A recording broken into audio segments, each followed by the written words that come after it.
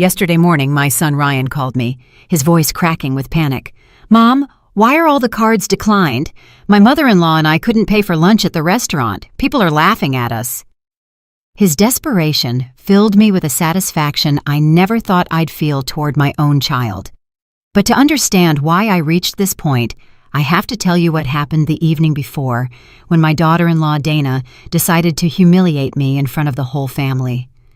I'm 68 years old, and for the last few years, ever since I was widowed, I've become the personal ATM for my son and his wife. Every whim, every craving, every unnecessary expense came out of my savings. But yesterday, while I was serving coffee in my own home, Dana turned to her friends who had come to visit and let slip the words that would change everything forever. "That old woman is only good for paying our bills." My son Ryan, instead of defending me, burst out laughing as if he'd just heard the funniest joke in the world.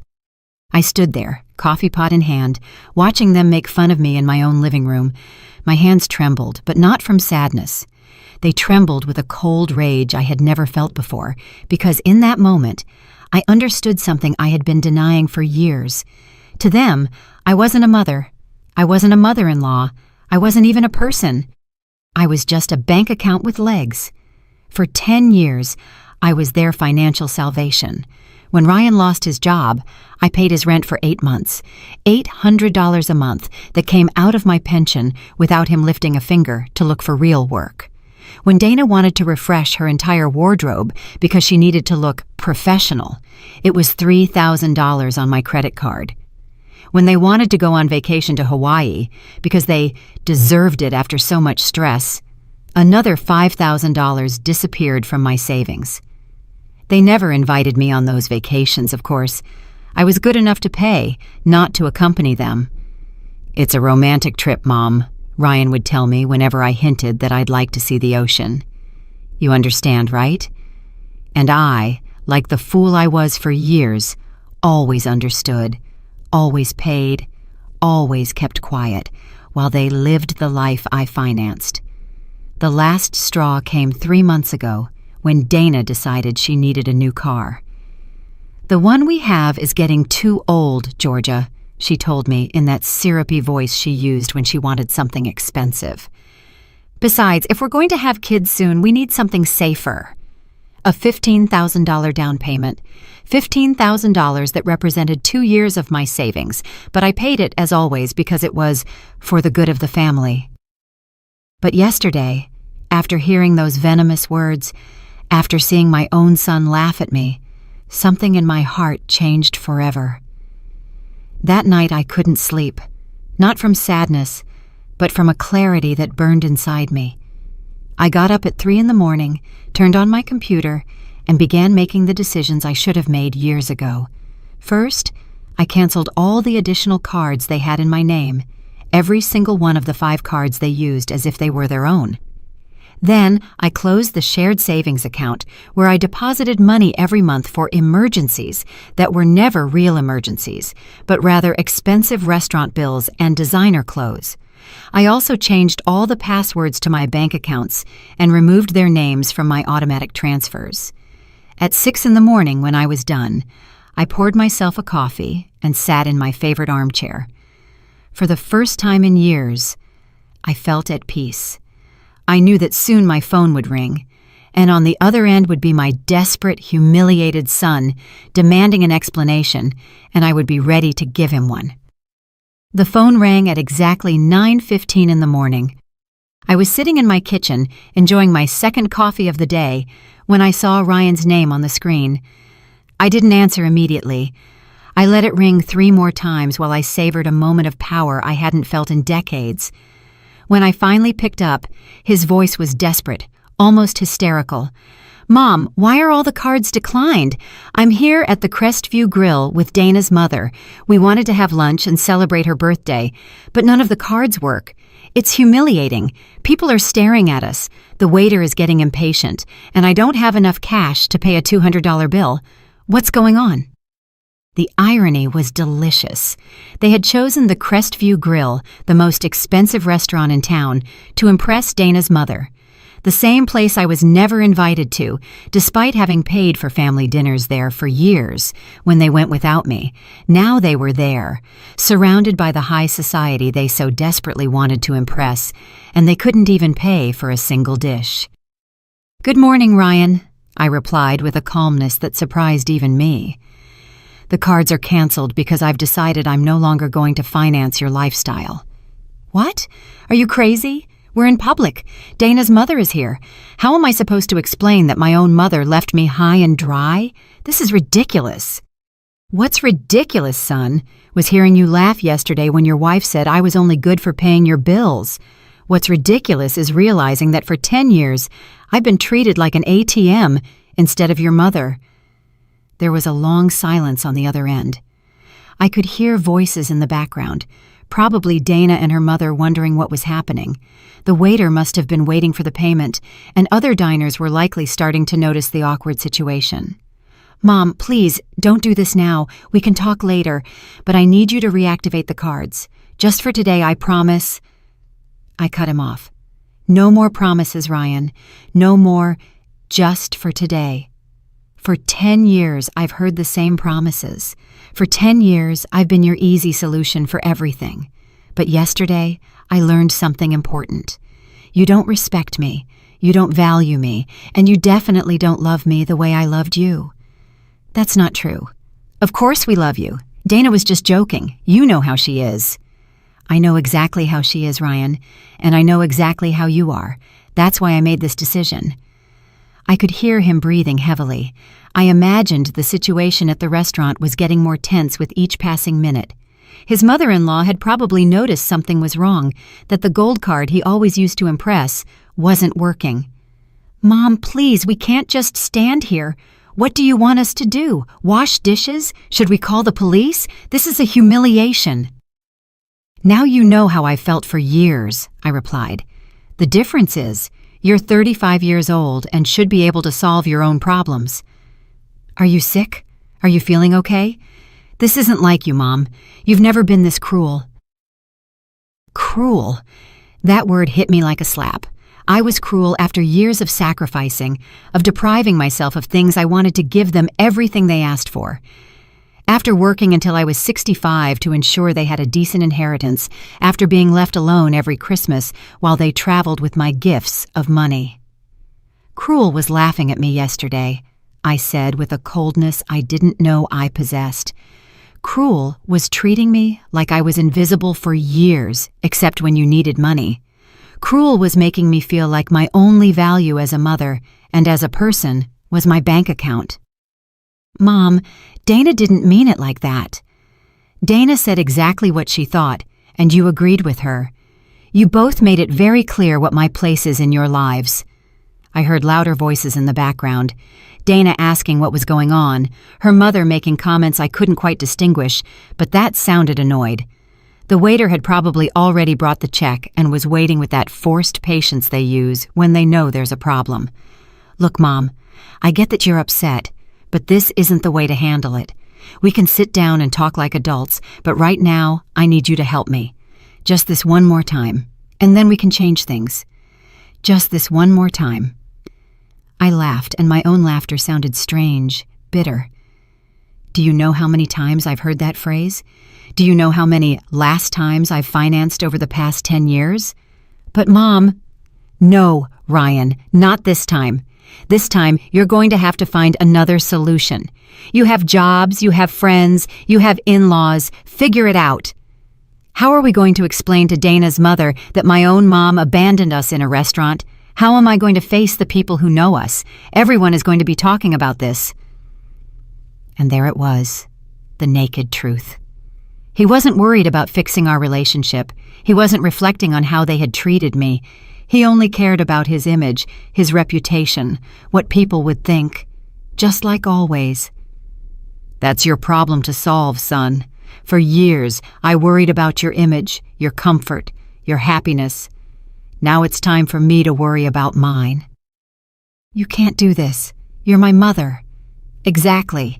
I'm your mother, not your employee. I'm your mother, not your personal bank. I'm your mother, not your financial lifeline. And as your mother, I should have taught you years ago how to stand on your own 2 feet." There was another longer silence. This time I could feel his desperation through the phone. He was probably doing mental calculations, thinking about who he could call, how he could get out of this situation without completely losing face. "Mom, please. Dana is crying. Her mother is asking what kind of family we are. The waiter has already asked us 3 times if everything is okay. Please have mercy." Mercy. Another word that made me tremble. Where was their mercy when I stayed up late calculating how to pay their expenses on top of my own? Where was their compassion when I deprived myself of buying new clothes so I could give them money for their whims? Mercy is earned over years, Ryan, and you two lost it yesterday. I hung up the phone. My hands were trembling slightly, but not from fear or sadness. They were trembling with adrenaline, with a sense of power I hadn't experienced in decades. For the first time in years, I had put my own needs first. For the first time in years, I had said no. For the next 30 minutes, the phone didn't stop ringing. First, it was Ryan again, then Dana, then a number I didn't recognize, which I assumed belonged to Dana's mother. Every call I rejected gave me more strength, more conviction that I was doing the right thing. I poured another coffee and sat on my patio, enjoying the silence I had missed so much. But the calm didn't last long. At 11 in the morning, I heard the unmistakable sound of Ryan's car pulling into my driveway. The car I had helped pay for, of course. 2 doors slammed shut, and I heard hurried footsteps heading toward my front door. The knocking started immediately, loud and insistent. "Mom, open the door. We need to talk." Ryan's voice sounded different now, more desperate, but also more aggressive. "I know you're in there. Your car is in the driveway." I didn't move. I remained seated on my back patio, invisible from the front entrance, watching the birds visit the feeder I had installed last year. It was funny how the small pleasures in life took on new meaning when you finally had the peace of mind to enjoy them. "Georgia!" Now it was Dana's voice, sharp and demanding. "We know you're there. Stop acting like a child and come out and face us." Face them. As if I were the one who had done something wrong, as if I were the one who owed an explanation after years of financial and emotional abuse. The irony was so absurd it almost made me laugh. The knocking intensified. I could hear they were using their feet now, not just their fists. My front door, the oak door my late husband had installed with such care, was being pounded on as if it were the entrance to a seedy bar. "This is ridiculous," Dana shouted. "You made us look like beggars in front of everyone. Ryan's mother-in-law had to pay for our lunch. A 70-year-old woman had to take money out of her purse because her daughter-in-law is a lunatic."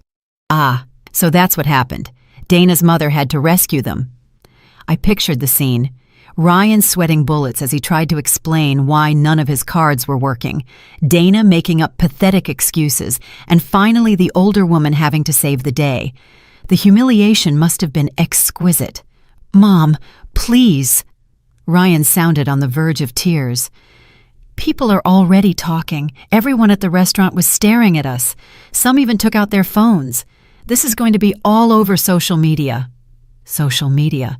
Of course, that was their biggest concern.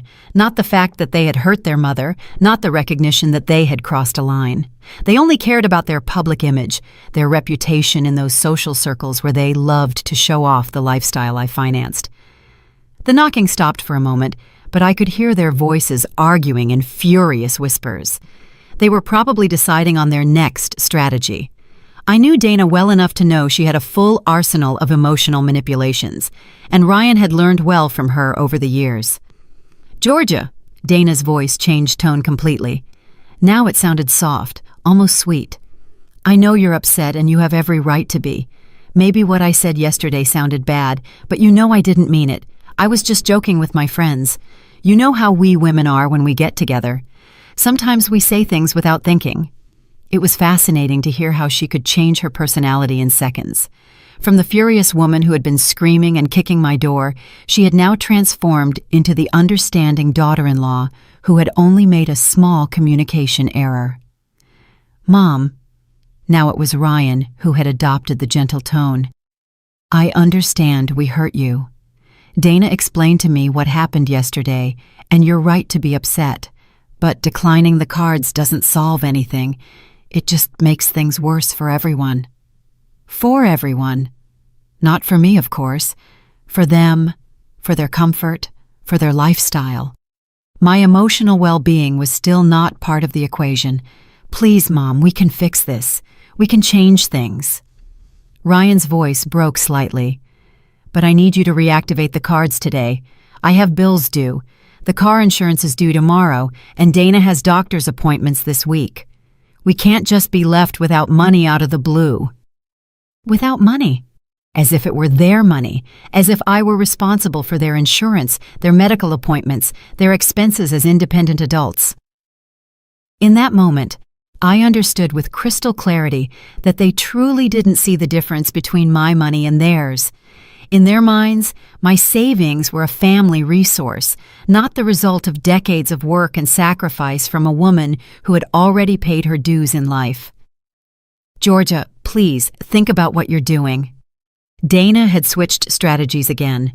Now her voice sounded concerned, almost motherly. What will people think if they find out you cut off your own son? What will they say at church? What will the family think? The church, the family. It was always the same with her, using my reputation, my relationships, my image as emotional leverage. As if my worth as a person depended on what others thought. As if my dignity was less important than the opinion of people who probably didn't even know how they treated me in the privacy of our home. Look, Mom. Ryan had adopted a more serious, more adult tone now. I understand you want us to change some things. We can talk about boundaries, about how to better manage the family finances. But this isn't the way. This is emotional manipulation. Emotional manipulation. The words echoed in my head like a slap. I was being emotionally manipulative after years of subtle blackmail, of being made to feel guilty every time I hesitated to give them money, of them using my motherly love to empty my bank account. The projection was so obvious it almost made me laugh. The knocking started again, but now more spaced out, less aggressive. They were realizing that the brute force strategy wasn't working. I could hear them move away from the door, probably walking around the house to see if they could spot me through a window. "Georgia!" Dana yelled from what sounded like my side window. "We saw your shadow. We know you're in there. Stop hiding like a coward." Coward. There was the real Dana again, the one who emerged when the sweet manipulations failed, the woman who had called me that old woman the day before, who had turned my generosity into a reason for mockery, who had trained my son to see me as a resource instead of a person. I got up from my chair and walked slowly to the window from where she had shouted. I pulled back the curtain just enough for her to see me, and our eyes met through the glass. Her expression immediately changed from fury to relief, and then to that fake smile I knew so well. "There you are," she exclaimed, as if she had just found a lost child. "Come on, let's open the door and talk like a family." I looked her directly in the eyes for a long moment, feeling a strange calm. Then, very slowly, I closed the curtain again. I heard her shriek of frustration, followed by more pounding on the window, but this time I didn't flinch. I went back to my patio and sat down again. The phone immediately started ringing, but I silenced it. For the first time in years, my home was truly my own. The shouting and banging continued for another hour, but they gradually lost intensity. From my back patio, I could hear fragments of their frustrated conversations, their desperate plans to make me change my mind. Dana suggested calling a locksmith to force the door open, but Ryan reminded her that would be breaking and entering. Even in their desperation, they didn't want to risk real legal trouble.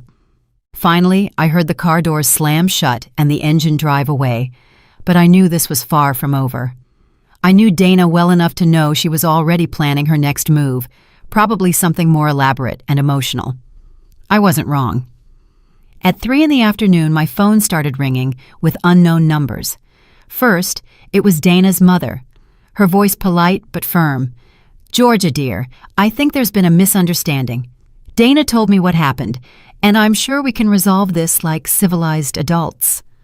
I hung up without answering. Then it was my sister Elaine, who lives in another state and had obviously received a heavily edited version of the events.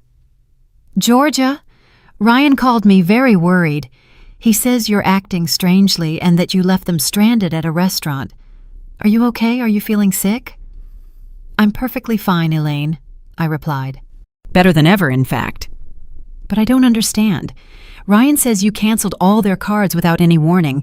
That doesn't sound like the Georgia I know. You've always been so generous with your family." "Maybe that was the problem," I said. "Maybe I was too generous for too long." "But Georgia, they're your family. Dana says you're punishing them for an innocent joke. Surely you can sit down and talk this out." An innocent joke. It was impressive how Dana had managed to rewrite history in just a few hours. What had been a cruel humiliation in front of guests had now become an innocent joke that I had misinterpreted because I was too sensitive. "Elaine, have you ever felt like an ATM for your kids?" I asked directly. "What? No, why do you ask?"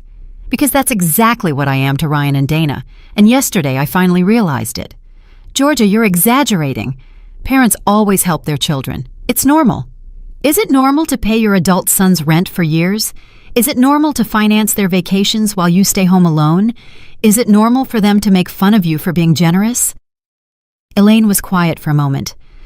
"Well, maybe they've taken advantage of your generosity a bit, but cutting everything off at once seems very drastic." "You know what's drastic, Elaine? Working until you're 65 to secure a decent inheritance for your son, only to find out he's already spending it while you're still alive." After that conversation, I decided to unplug the house phone. I put my cell phone on airplane mode. I needed silence to process everything I was feeling, to plan my next steps. That evening, as I prepared dinner for myself for the first time in months without the anxiety of waiting for calls asking for money, I realized something important. I didn't feel guilty. My whole life I had been trained to feel guilty when I didn't meet the needs of others, especially my family.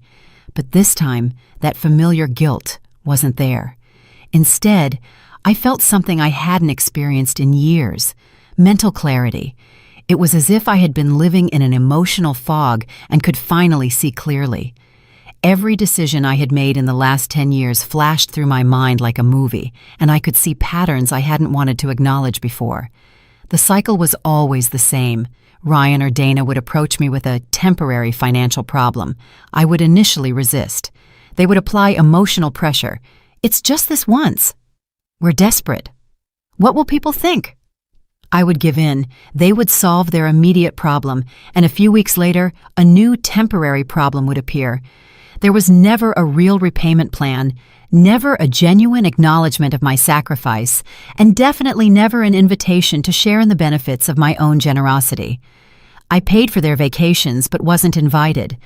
I financed their dinners at fancy restaurants but ate alone at home. I covered their medical expenses, but no one asked about my health.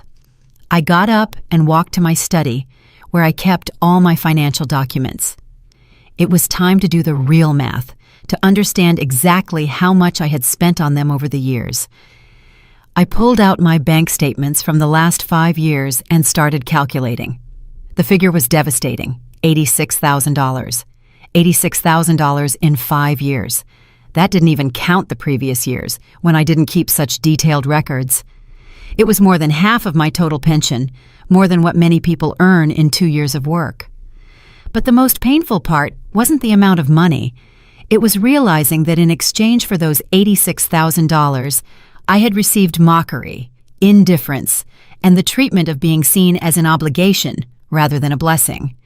As I reviewed the numbers, I found something that made me tremble with rage. They had been using one of my cards for premium streaming services, expensive gym memberships, and magazine subscriptions I didn't even know existed. Small monthly charges that added up to hundreds of dollars a year, money that was automatically coming out of my account to pay for luxuries I never enjoyed. That night, I made another important decision. I took my will out of the file cabinet and read it carefully. I had drafted that document 5 years ago when I still believed I was securing the future of a loving and grateful family. Ryan was the sole beneficiary of everything: the house, the savings accounts, the investments, everything. But now, I saw that will with different eyes.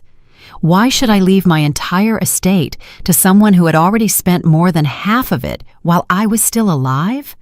Why reward someone with an inheritance who had treated me like a resource instead of a mother?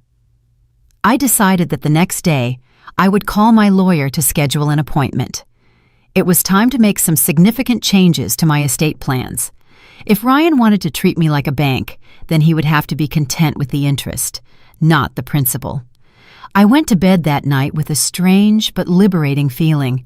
For the first time in years, I had made decisions based solely on my own well-being. For the first time in years, I hadn't stayed awake worrying about the financial problems of other adults. I slept better than I had in months. The next day, I woke up with an energy I hadn't felt in years. It was Friday, and for the first time in a long time, I had plans that didn't involve solving anyone else's problems.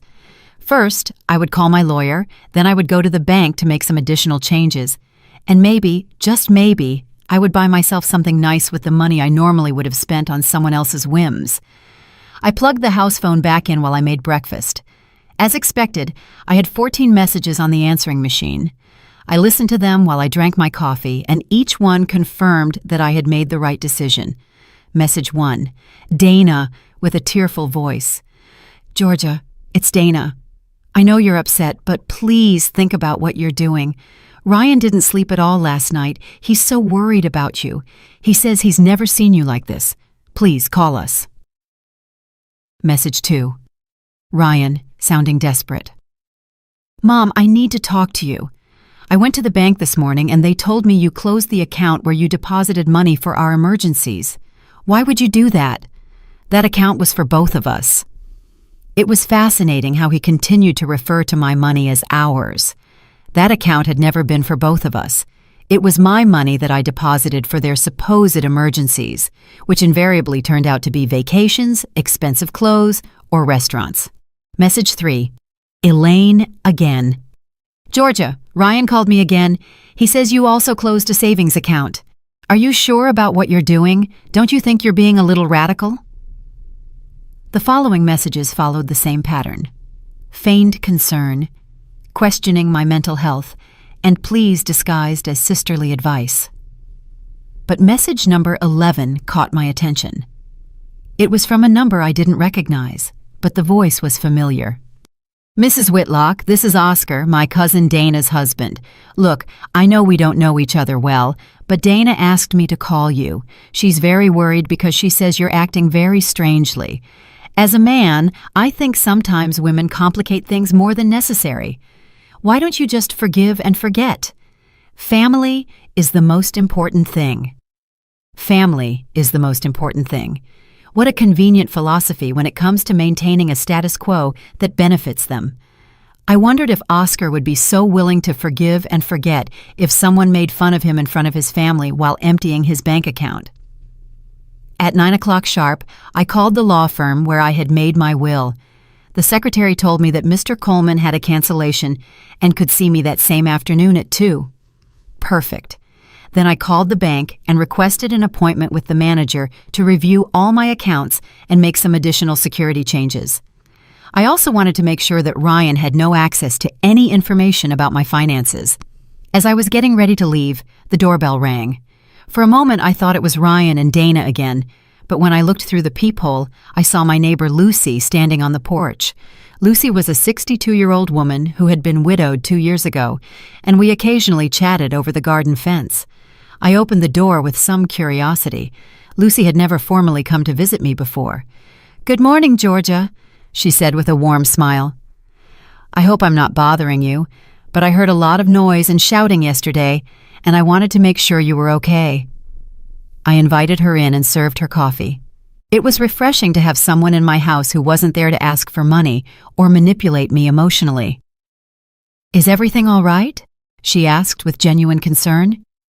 "Yesterday I saw your son and his wife were here for hours, shouting and banging on the door. I was about to call the police." I told her the whole story, not the intimate details, but enough for her to understand the situation.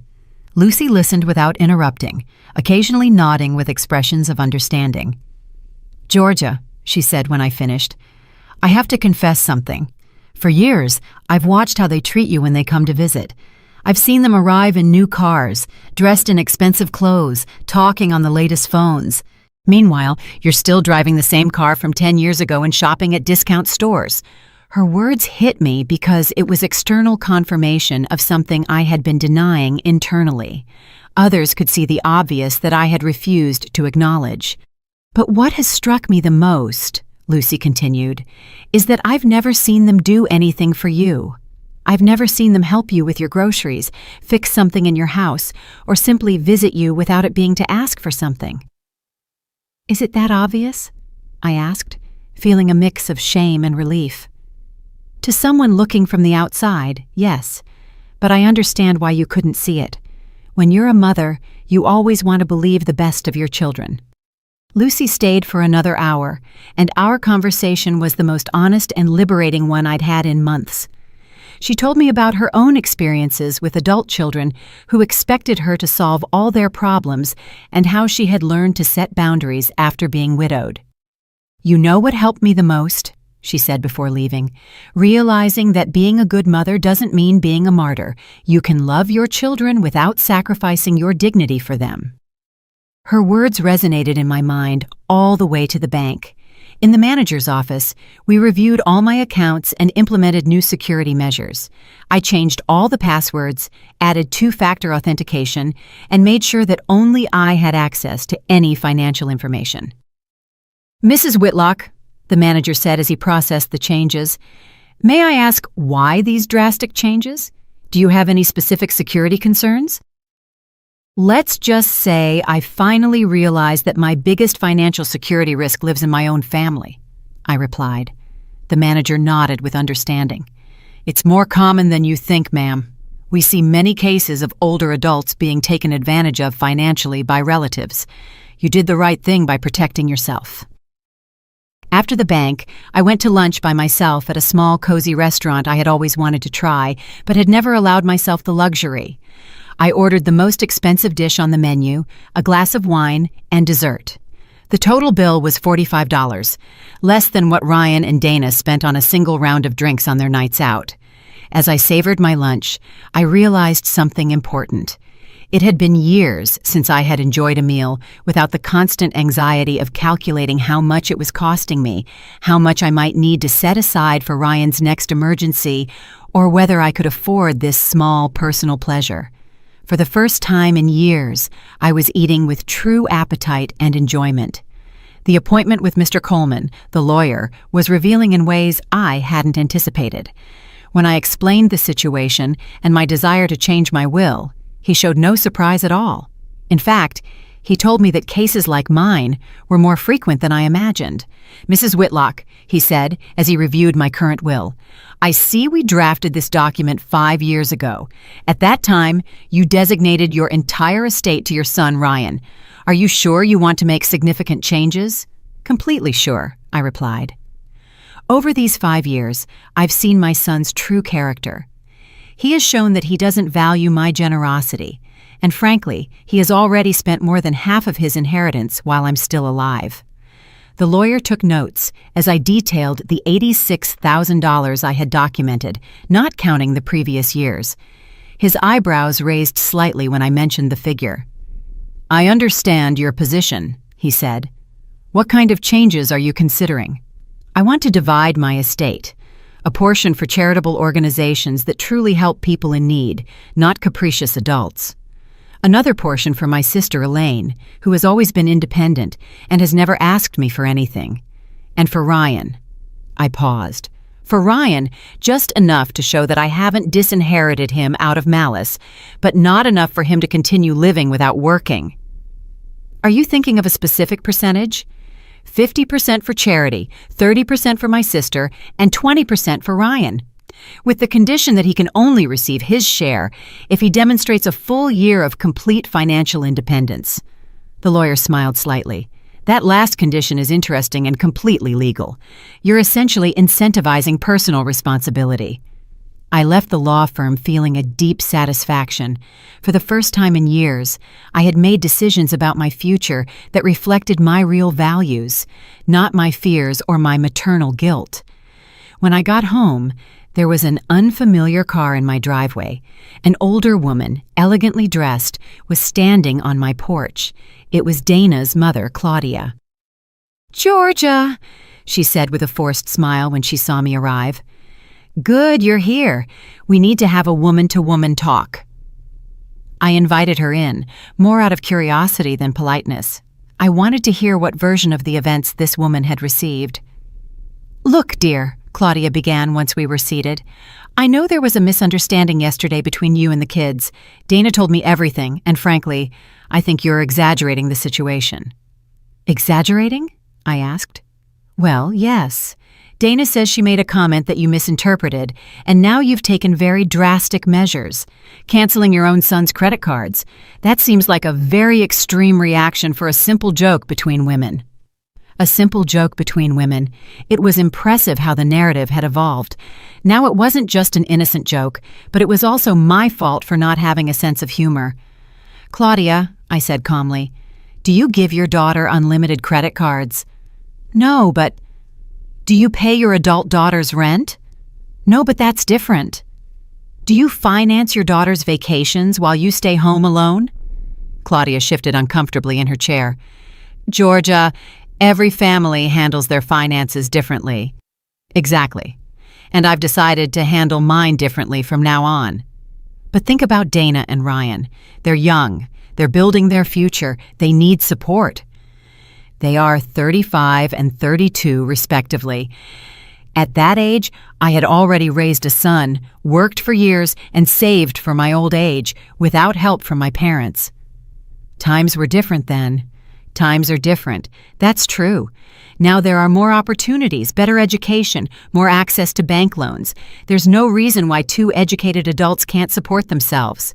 Claudia changed her strategy. "Georgia, Dana is very upset. She cried all night yesterday. She says she has always seen you as a second mother and doesn't understand why you're suddenly rejecting her." "A second mother who is only good for paying bills, according to her own words." "That was a joke. Women always complain about their mothers-in-law. It's normal." "Complaining in private is one thing, Claudia. Humiliating someone in front of guests is something else entirely." The conversation continued for another half hour, with Claudia using every manipulation tactic in the book. Guilt.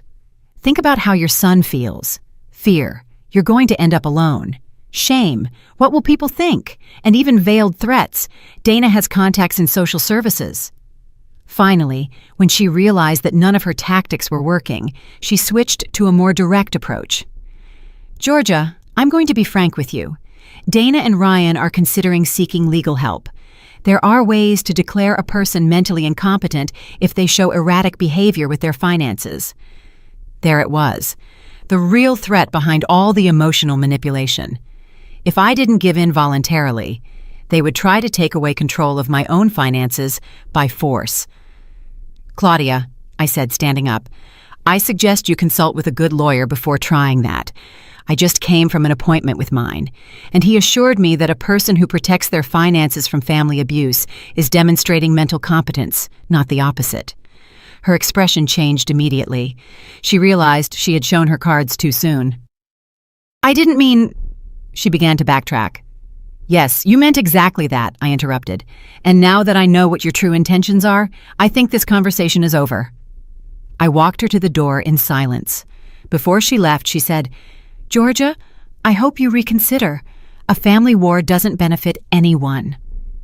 There is no war, Claudia. There is only a woman who has finally learned to value herself. After she left, I sat in my living room and reflected on what I had just heard. Not only were they planning to intensify the emotional manipulation, but they were also considering legal measures to regain control over my money. That evening, I called Mr. Coleman and told him about Claudia's threat. He reassured me, explaining that to declare someone mentally incompetent requires solid medical evidence and an extensive legal process. Acting responsibly with one's personal finances does not qualify as evidence of incompetence. However, he warned me, I recommend you document everything. Record conversations if possible, keep records of their threats, and consider getting a preventative psychological evaluation to have evidence of your mental competence. That night, for the first time since this all began, I felt a little bit of fear. But it wasn't fear of doing something wrong. It was fear of how far they would be willing to go to regain control over my money. But I also felt something stronger than fear: determination. Claudia's threat kept me awake that night, but not from fear. It was from a cold rage that grew with every passing hour. How dare they consider declaring me mentally incompetent for protecting my own money? It was the ultimate manipulation. If you can't get what you want through persuasion, try to strip the person of their legal right to decide about their own life. The next day, Saturday, I followed Mr. Coleman's advice. First, I went to a private clinic where I had a complete psychological evaluation. The doctor, a professional woman in her 50s, listened as I explained the situation. "Mrs. Whitlock," she said after 2 hours of tests and interviews, "let me be perfectly clear. You are demonstrating exceptional mental lucidity. Recognizing patterns of abuse, setting healthy boundaries, and protecting your financial resources are signs of a completely competent mind. In fact, I would say you are acting more rationally now than when you were allowing the financial abuse." She gave me an official report documenting my complete mental competence, dated and sealed. It was my insurance policy against any future legal challenges. When I returned home, I found Lucy working in her garden. She came over to the fence that separated our properties with a worried expression. "Georgia, an older woman came by yesterday asking about you. She wanted to know if you had been acting strangely lately. I told her you seemed happier and more relaxed than ever." I told her about Claudia's visit and her veiled threat. Lucy listened with growing indignation. "That's unbelievable," she exclaimed. "Trying to have you declared incompetent for not wanting to give away your money is the most absurd thing I've ever heard." "What bothers me the most," I said, "is that they truly believe they are entitled to my money. They don't see it as my estate. They see it as their inheritance, paid in advance." "You know what you need?" Lucy said with a mischievous smile. "You need to get out and enjoy your freedom. When was the last time you did something just because you wanted to?" She was right. I had spent so many years living according to the needs and demands of others that I had forgotten what it felt like to do something simply for personal pleasure.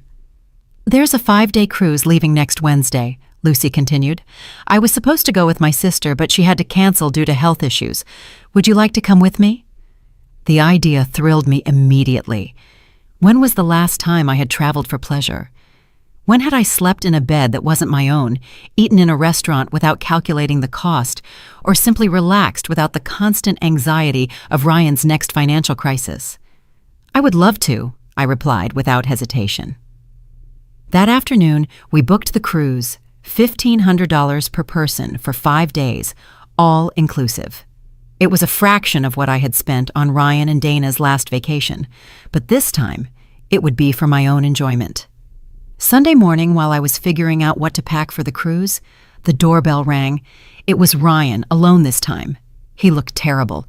Deep, dark circles under his eyes, wrinkled clothes, a desperate expression. "Mom," he said with a broken voice, "please, we need to talk. Without Dana, without shouting, just you and me." I let him in but kept my emotional distance. I had already learned to recognize when I was being manipulated. "Mom, I'm desperate," he began. "The car insurance is due on Monday, and I don't have the money to pay it. If I don't renew it, I can't legally drive, and without a car, I can't get to work." "How much is the insurance?" I asked. $250. "And how much did you earn last month?" $3,500. But what, Ryan? But we have expenses. The rent, food, utilities. And what else do you spend money on?" He was quiet for a moment. "Mom, don't you understand? Living is expensive." "Living is expensive when you have a lifestyle you can't afford," I replied. "Tell me one thing, son. How much did you spend on restaurants last month?" "I don't know, maybe." How much do you spend on streaming services, gym memberships, food delivery apps? That's different, Mom. Those are basic necessities. Streaming services are basic necessities?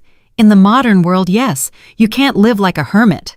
There was the fundamental problem. Ryan genuinely believed that luxuries were necessities and that real necessities were someone else's responsibility. Ryan, I said calmly, you're 35 years old, you have a college education, you have a job. Why can't you pay a $250 car insurance bill? Because there's no money left after everything else. Then cut back on everything else. It's not that easy. You can't just cut expenses like that. Why not? Why? Why? He became visibly frustrated. Because we have a life to maintain. A life you can't afford. But you've always been there to help us. And there was the naked truth. He wasn't asking for temporary help. He was claiming what he considered his right. In his mind, I was a permanent part of his financial structure, not a mother who occasionally provided support. Ryan, I'm going to ask you something, and I want an honest answer. Have you ever, in these 10 years, made a real budget and tried to live solely on your salary? He fell silent. Have you ever considered moving to a cheaper apartment? Silence. Have you ever voluntarily cut back on expenses so you wouldn't have to ask me for money? Mom, those are unfair questions. Unfair? It's unfair to ask a 35-year-old adult if he has tried to live within his means. You don't understand the pressure we're under. Dana has expectations. Her friends live a certain way. We can't look poor. And when did you consider that my expectations and my financial pressure mattered?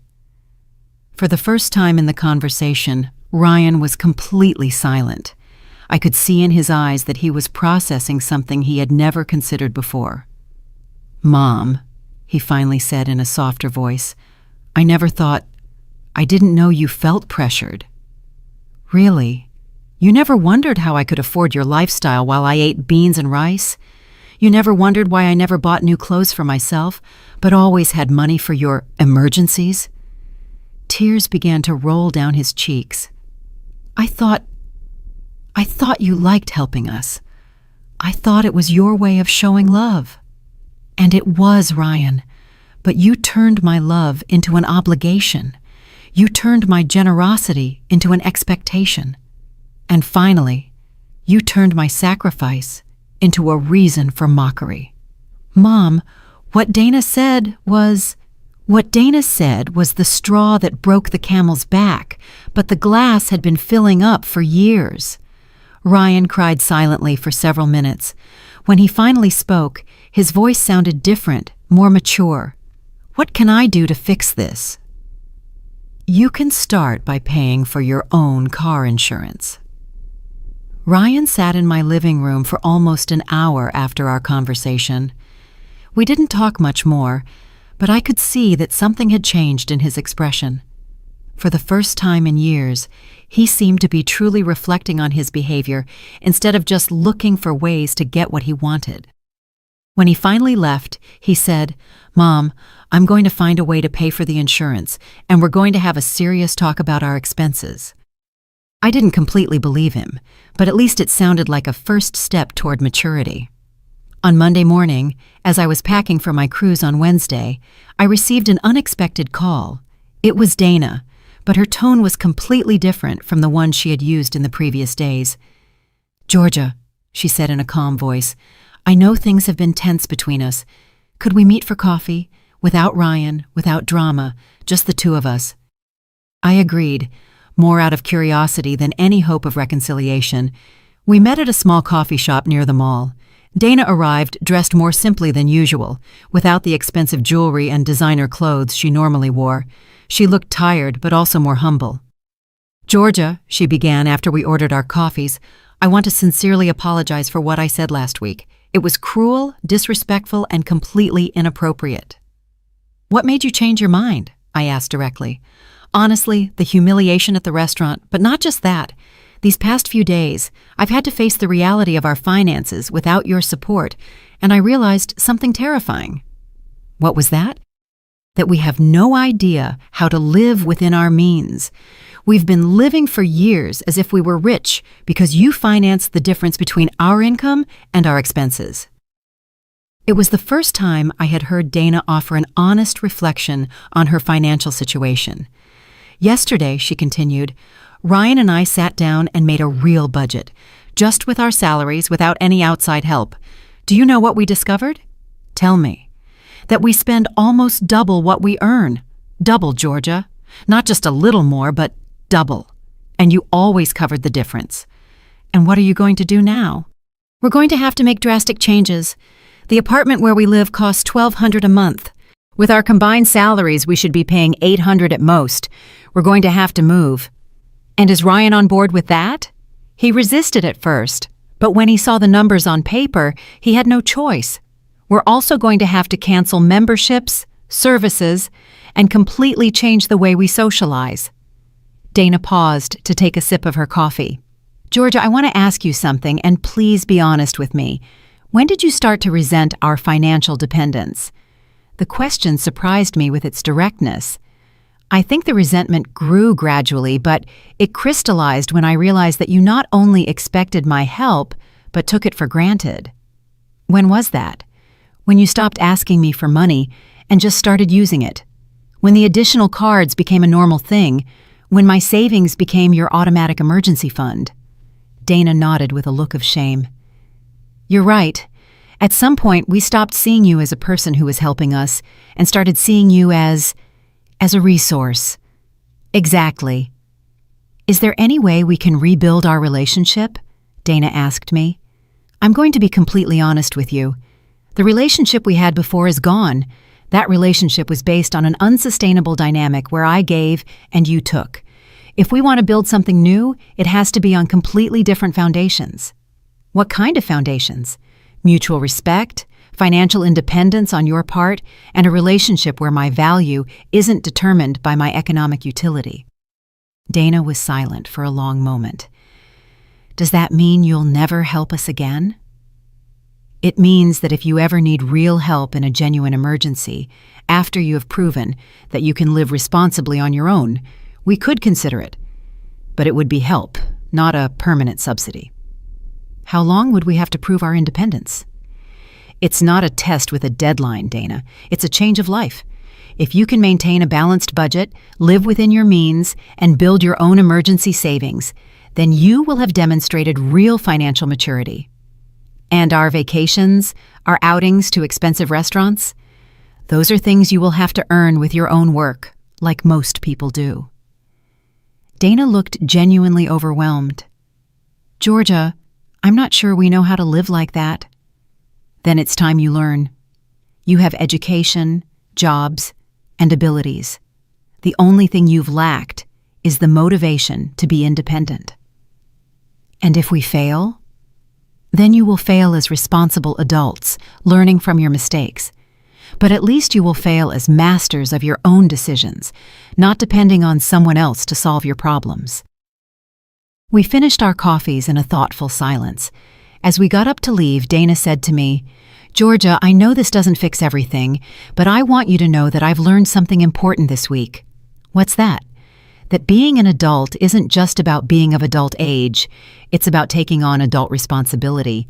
And we've been playing at being adults while you carried the real responsibilities. It was the most mature reflection I had ever heard her make. That night, as I finished packing for my cruise, I felt strangely at peace. I hadn't lost a family. I had left behind a toxic dynamic that was hurting all of us. If Ryan and Dana truly wanted to change, they would have to prove it with actions, not words. On Tuesday, I received a text message from Ryan. Mom, I got a personal loan to pay for the car insurance. I also found a cheaper apartment. We're moving next month. I wanted you to know. It wasn't much, but it was something. A small step toward the independence they so desperately needed. That night, I slept soundly, knowing that the next day I would begin my first truly personal adventure in decades. The cruise was a revelation. 5 days of waking up when I wanted, eating whatever I craved, and doing activities just because they brought me pleasure.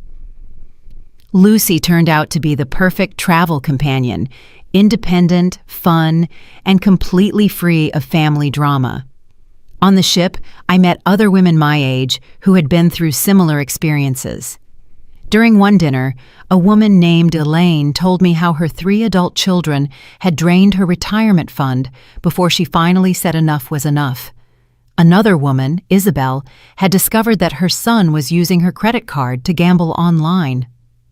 "What surprised me the most," Isabel said as we watched the sunset from the deck, "was realizing that I wasn't the only one. I thought it was a problem unique to my family, but it turns out there's a whole generation of parents who don't know how to say no to our adult children."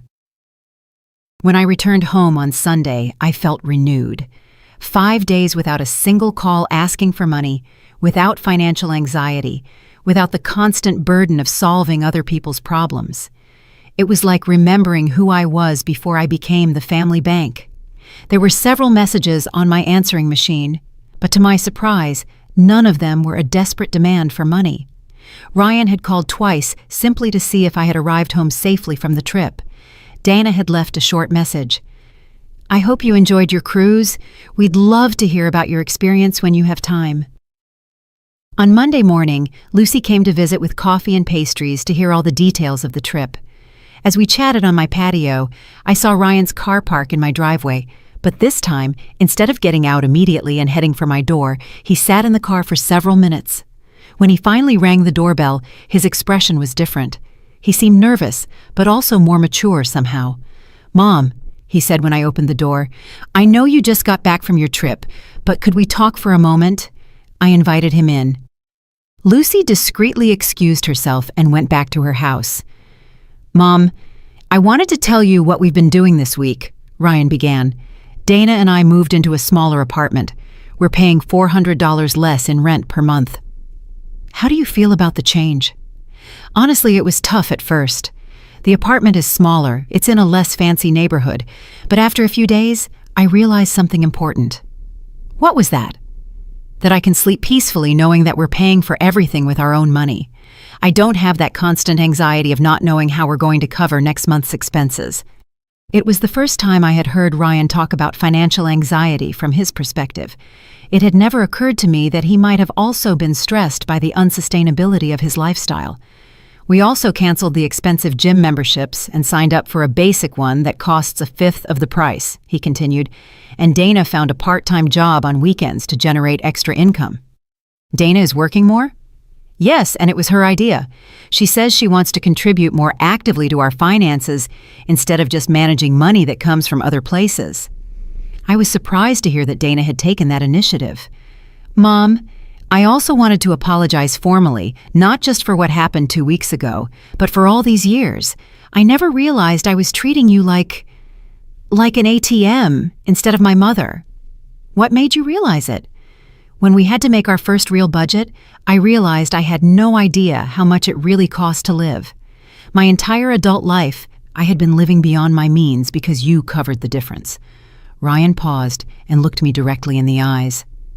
"Mom, I want you to know that these last few days have been the first in years where I truly feel like an adult, making my own decisions, solving my own problems, being responsible for my own consequences."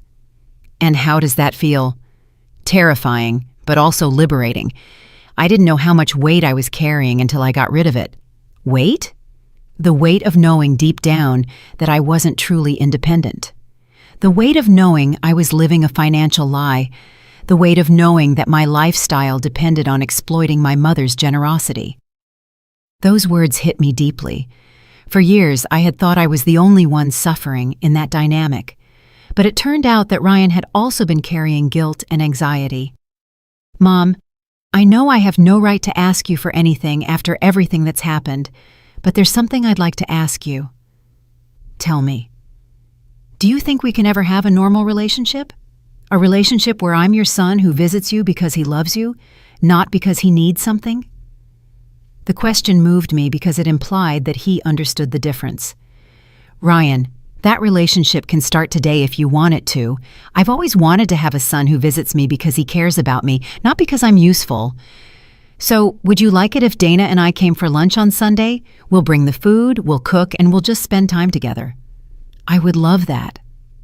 After Ryan left, I sat in my living room reflecting on everything that had changed in 2 weeks. I had lost my role as my family's financial savior, but I had gained something more valuable: my self-respect and the possibility of a genuine relationship with my son. That night, I called Mr. Coleman to ask about modifying my will again. After the conversation with Ryan, I wanted to consider a different approach. Instead of punishing him permanently, I decided to create a will that rewarded maturity demonstrated over time. As Whitlock, the lawyer said, "You're thinking of a tiered will based on behavior." Exactly. If Ryan demonstrates real financial independence for 2 consecutive years, he could receive a larger portion. If he continues that pattern for 5 years, another larger portion. But if he falls back into his old habits, we revert to the original plan. It's an intelligent structure. It incentivizes long-term personal growth. As I hung up the phone, I realized that for the first time in years, I was planning my future based on hope instead of fear. Hope that my son had truly learned and grown. Hope that our relationship could heal. Hope that my final years would be lived with dignity and respect. I went out to my patio and looked at the stars. In the distance, I heard the sound of the fountain I had installed in my garden last year, a small luxury I had allowed myself only after years of doubting whether I deserved to spend that money on myself. Now I knew the answer. I had always deserved to treat myself with the same generosity I had shown to others. It had taken me 68 years to learn that lesson, but I had finally learned it, and I would never forget it again. If you enjoyed my story, you can support me by sending a super thanks so I can write more stories like this. Thanks a lot in advance. What about you? What would you do in this person's shoes? I'd really love to hear your thoughts, so drop them in the comments. I'm always curious to know what you think. Oh, and let me know where you've heard this story. If you want to hear more life stories like this, like the video and subscribe to my channel. There are many more waiting for you. Big hugs, and see you next time.